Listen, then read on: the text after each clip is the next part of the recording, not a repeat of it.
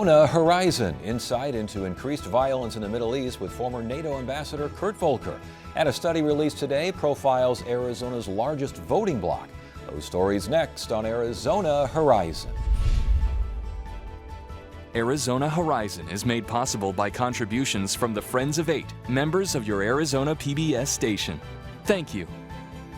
Good evening and welcome to Arizona Horizon. I'm Ted Simons. An Institute of Justice report calls Arizona's civil asset forfeiture laws among the worst in the country. The report notes that money and property seized by law enforcement in Arizona quadrupled from 2002 to 2012, and that the state's laws increasingly equate to a, quote, policing for profit atmosphere that undermines the legal system and the concept of innocent until proven guilty.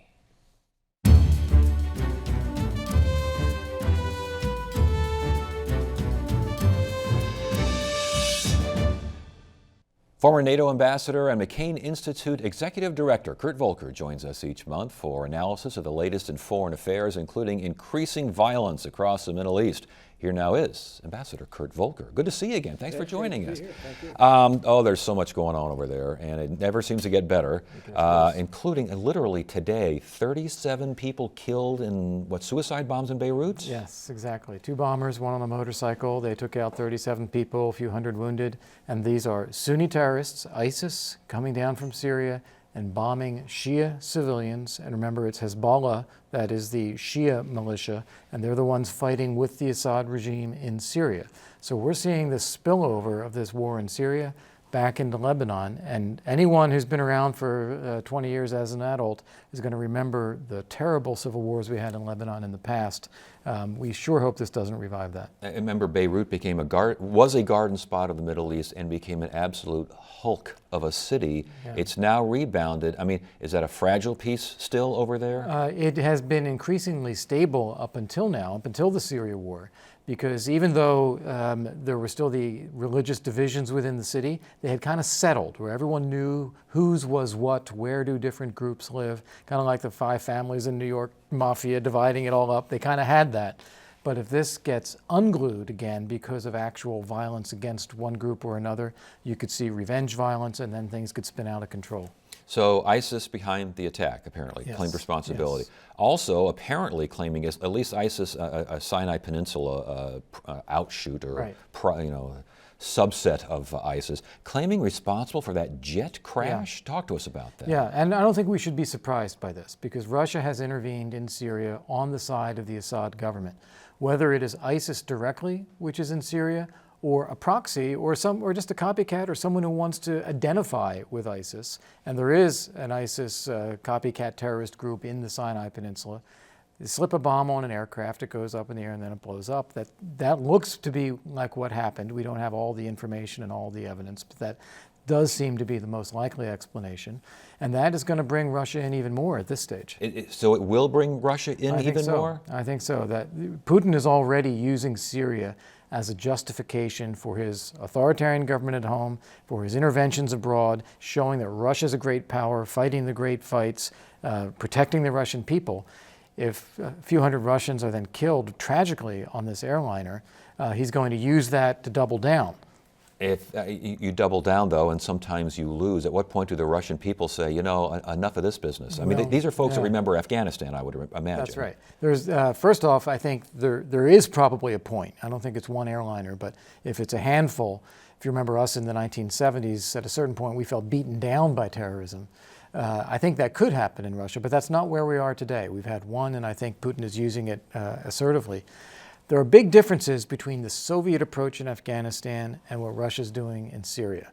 In Afghanistan, Russia went in heavily. It tried to control the entire security environment with Russian forces. It imposed its own government. It had its own ideology, a communist ideology, and it was really trying to clamp down and run a very big and violent country. Syria is much more a targeted intervention, prop up the Assad regime, take out some of the rebels, let the Iranians and Hezbollah and Assad do the fighting, and they preserve their base in the western part of Syria. Repercussions of the jet crash, it sounds like all flights to Egypt now are banned.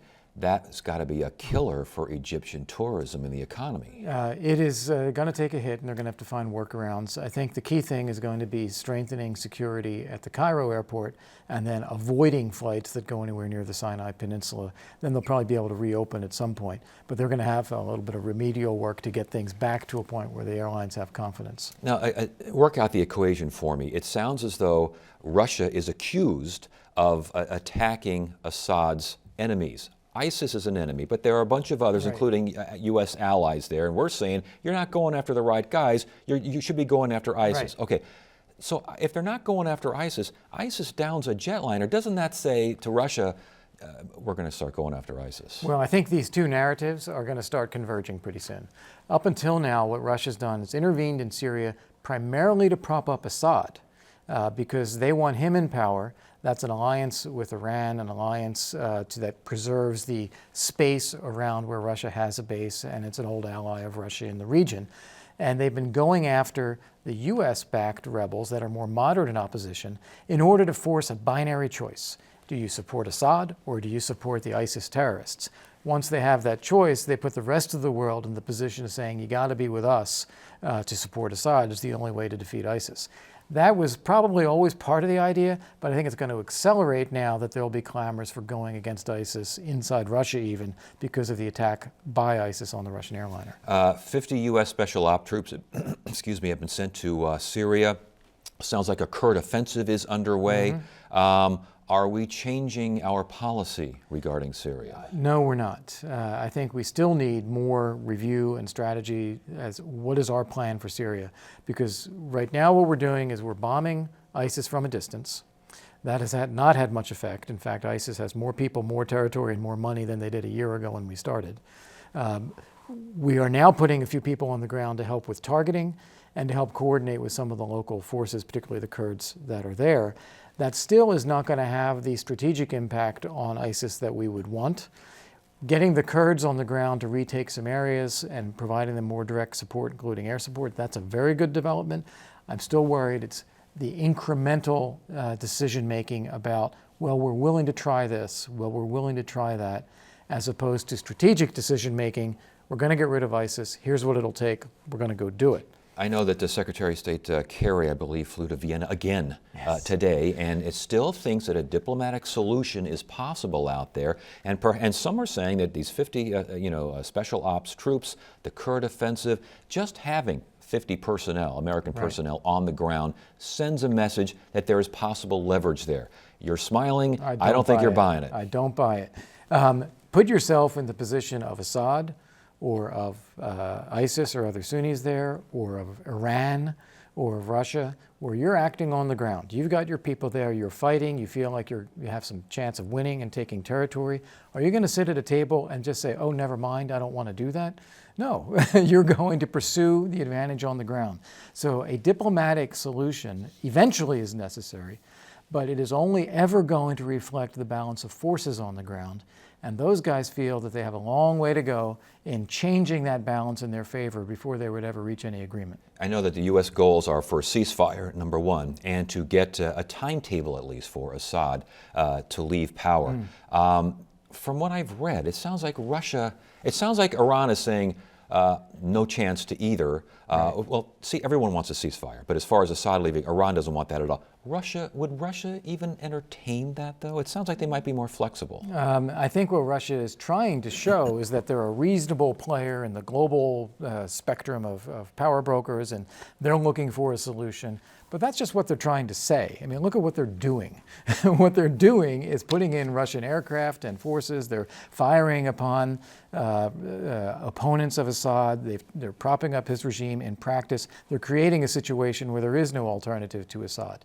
Now, whether Assad personally is in charge sometime down the road, I'm sure that as long as Russia had guarantees that it's the same apparatus and that the same Russian interests are protected, it's less important that he be there as a person.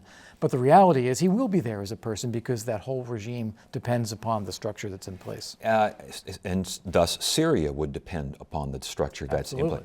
Is Syria just a failed concept?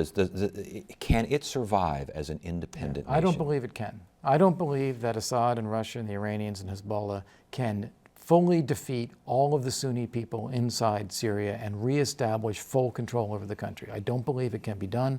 In fact, it's going to stoke the civil war. More opposition, arms, people, equipment, money will flow in from other Sunni states. The more that they appear to be losing, the more money will come in. It's going to expand the civil war.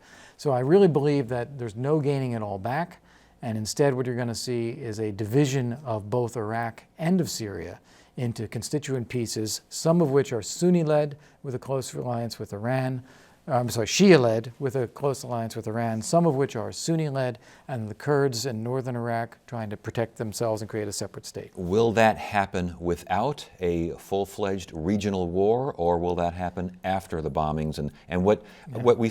Are we in the opening days of a major conflict over there? It is already happening that there is a major conflict. When you talk about countries like Turkey having aircraft, American aircraft in their own, fighting from their territory, Kurds in northern Iraq fighting, Iran, forces on the ground, Hezbollah from Lebanon up supporting Assad, Assad there, funding, equipment, support coming in at various levels to various groups from Saudi Arabia, from the UAE. It's already beginning. We've already seen a lot of it. It can get worse, though. I mean, this is what we've seen in the Syria crisis from 2012.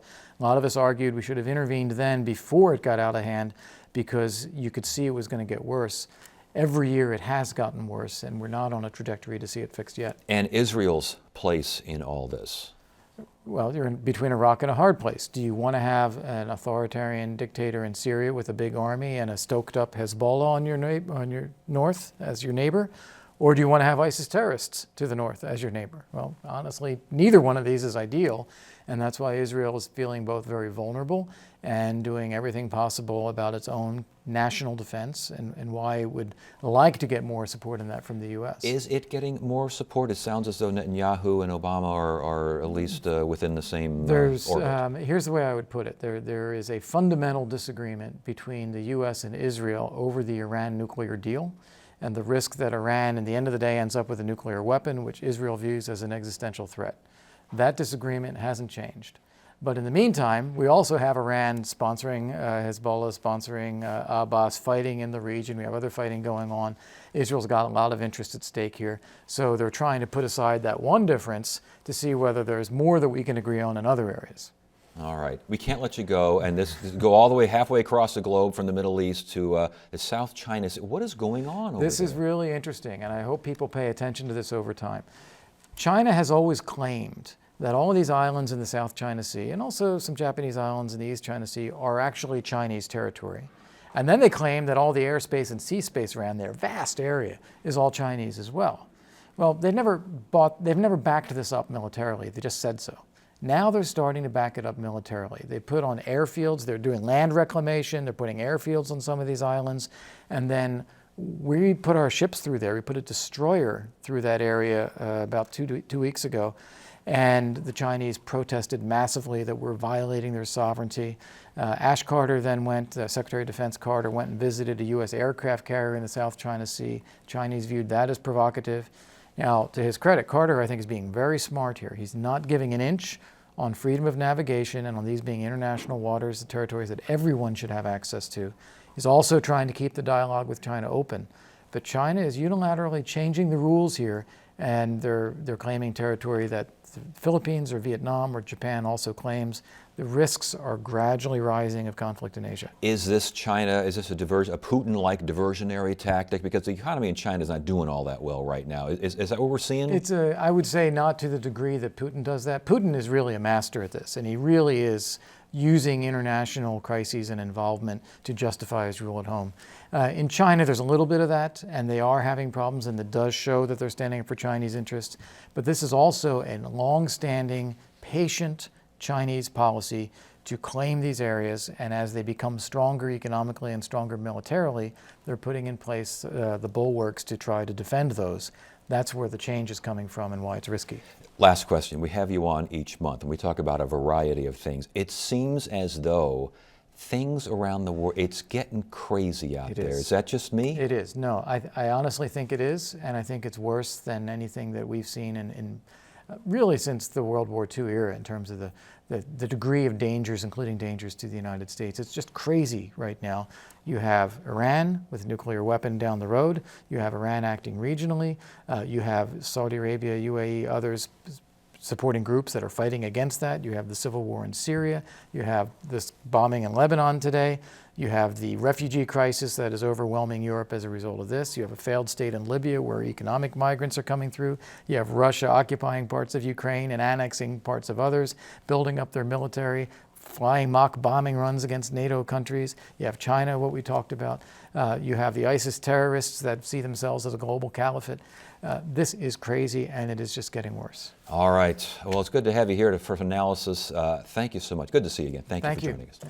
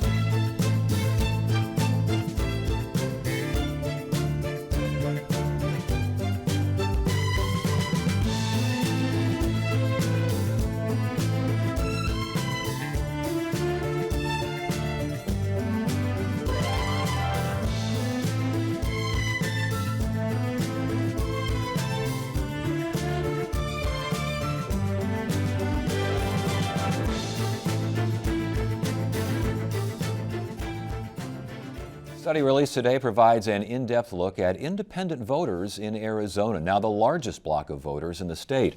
The Citizens Clean Elections Commission contracted the Morrison Institute for Public Policy to conduct the study. And joining us now, David Doherty of the Morrison Institute and Tom Collins, Executive Director of the Citizens Clean Elections Commission. Good to have you both here. Thanks for joining us. Hey, thanks. An in-depth study of registered Arizona independent voters. Talk to us about this. It's the largest voting bloc, as you mentioned. It represents 37% of all registered voters. The problem is, or was, I guess, we didn't know much about them. They are simply people who are registered voters who have not attached themselves to either of the major political parties. So we call them independent voters. It makes it sound like it's a party, but really it's just a collection of people who are not attached to any political party. With that in mind, who is the Arizona independent voter? Well, I think that what the Morrison Institute study did tell us was that there are a group of folks who have some views that some of them align with the Republican Party, some of them align with the Democratic Party, but there's a group of voters who are in the middle, who really care about not being aligned with either party and see themselves as folks who look at things on an issue-by-issue basis rather than through a party or candidate lens. Did the report look at why these folks, who apparently have enough gumption to say no and no, why they're not showing up at the polling places? That's a really good question, and it's something that actually leads directly into one of the reasons why the Clean Elections Commission wanted to work with Morrison on this. You know, it is absolutely the case that these folks are not turning up to vote. It's also the case that, and David can talk specifically about this, but that they're reporting when you ask them that they are voting. So there's a disconnect there, but they're also telling us that they don't know that they're allowed to vote in primaries. And that's something the Commission has worked on in the past, in 2014, but that continues to be an ongoing issue and something that I think with this information we might hone.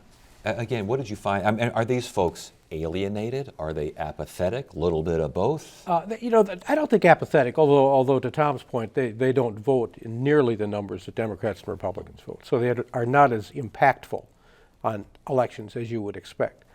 But they are people who believe that neither party represents their position, and they're disappointed in the partisanship that goes on at the Capitol. They're disappointed in the fighting between the two. A lot of them think they're not concentrating enough on governance, the two parties, and they're concentrating on simply getting their own agendas. So they've stepped back. Okay, so they see things independently. They're upset with what Democrats and Republicans are doing, but do they actually vote independently? Does an independent who leans right, don't they usually vote along GOP lines? And the same thing on the other side?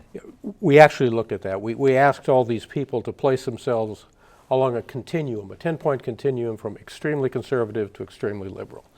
And then we took the 1 through 3s and the 8 through 10s, the extremely conservative, and compared their voting patterns and their attitude patterns against Republicans and Democrats. And those folks do align themselves. But the middle group, which is about 3/4 of them, 75%, don't align with either party. And they're the group we really looked at. So, Clean Elections Commission obviously trying to get these folks out to the polling place. What needs to be done to attract them?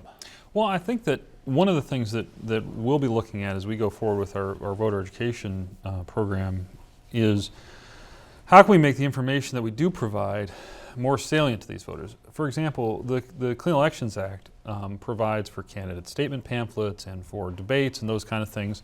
But if you see a disconnect between the candidate and the party and the issue you care about, if you don't make that connection, then you're not going to see your vote as relevant. And really, when you're voting for a candidate, you are in fact voting on an issue. If you care about education, the candidates are going to have views on education. They're going to go and advance those. So I think part of it is to try to connect the issues with the candidates in a way that's easier for voters to get hold of. One of the other problems you have if you're looking at things through a partisan lens is that the information you're getting is not for you, or it's spun by somebody. And one of the things that the Commission provides is information that, while it originates with the candidates, is presented for you to consider, one way or the other. So we'd like to enhance that, make it easier to connect the issue with the candidates. And we have some things that we have in the pipeline we think will help with that. And yet parties say that's what they do. They tell you that you may not be up on all of the issues, but if you identify as Republican or Democrat, this candidate is a Republican or Democrat, they're kind of with you. That's right. That's exactly right. The signaling around party is clear. But if you're going to reject party and by rejecting party, reject participating, right? Then what you're doing is it's not that you're not voting. You're just allowing the folks who you think shouldn't be controlling the system to be the only ones who are voting. Right. Do you agree with that? I do agree with that. Right. I do. It's what has happened with independents is they feel they need to analyze each issue independently because they don't follow that common thread that's available from the Democrats and Republicans. Mm-hmm. If I vote for a Democrat or a Democratic platform, they pretty much tell me which way I ought to vote on everything. These folks are unwilling to do that. They're unwilling to follow that kind of lead. Which makes it more difficult for them to get excited to vote. That's what they tell us. They say because they have to do more research to determine what they should vote. The potential impact of independent voters in the next election, again, provided they show up. What is it? I mean, it's just what we found, I don't think they will have a big impact on which candidates get elected. I think they could have some big impact on propositions and ballot initiatives. Because what we found is this moderate independent group, this 75% of independents, tend to be fiscally lean somewhat conservative, but socially lean somewhat liberal. So if the ballot initiatives come up, they could have some impact there. Interesting. And as far as the study showing what independent voters want and what they don't want, what do they? We've kind of talked about that a little bit. Mm-hmm. What do they see as the future of Arizona? Well, I think the study indicates that there's some pretty big areas of consensus around spending more money on education, around some electoral issues. They want more disclosure than we currently have. There's across all party lines. There's a universal agreement about that independents share. I think there's some specific issues where independents are more like this moderate independent group is more like a Democrat, and there's other issues where they're more like a Republican. Our view at the commission in terms of taking that forward to implement is to try to sort of say, look, as we construct, we're working on an app right now, and one of the things we want to build into that app is an ability to go issue by issue through candidates, because then we think, again, you'll be able to make it real for them. Get that information out there. Well, very interesting stuff. Good to have you both here. Thank you so much for joining us. We appreciate it. Thank you. And that is it for now. I'm Ted Simons. Thank you so much for joining us. You have a great evening.